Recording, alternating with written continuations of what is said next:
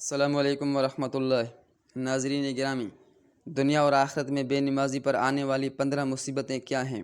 Be be Fatima رضی اللہ عنہا نے حضرت محمد صلی اللہ علیہ وسلم کی خدمت میں عرض کیا،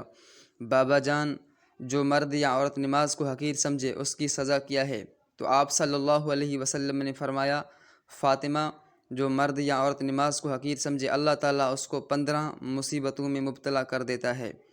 جس میں سے 6 دنیا میں، 3 اس کی موت کے وقت، 3 اس کے قبر میں اور 3 قیامت کے دن ہوں گے جب اسے قبر سے اٹھا لیا جائے گا۔ چنانچہ جو 6 دنیا میں ہوں گے وہ یہ ہیں: اس کی عمر سے برکت کو اٹھا لیا جاتا ہے، اس کے رزق سے برکت کو اٹھا لیا جاتا ہے، اس کے چہرے پر سے اللہ نیک لوگوں کی علامات کو مٹا دیتا ہے، وہ جو عمل بھی کرتا ہے اسے اس کا ثواب نہیں ملتا، اس کی دعا آسمان کی جانب بلند نہیں ہوتی، صالح لوگوں کی دعا میں اس کا کوئی حصہ نہیں ہوتا۔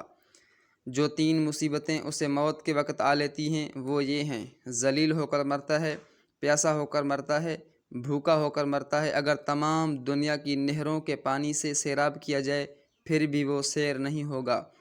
جو 3 مصیبتیں اسے قبر میں آ لیتی ہیں وہ یہ ہیں: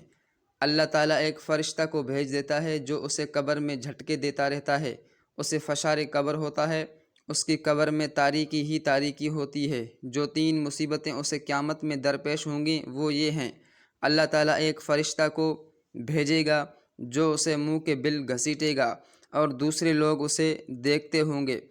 اس سے بڑی سختی سے حساب لیا جائے گا، اللہ تعالیٰ اس کی طرف نگاہ رحمت سے نہیں دیکھے گا، اسے کسی گناہ سے پاک نہیں کرے گا اور اس کے لیے دردناک عذاب ہوگا۔ اللہ اکبر، استغفر اللہ۔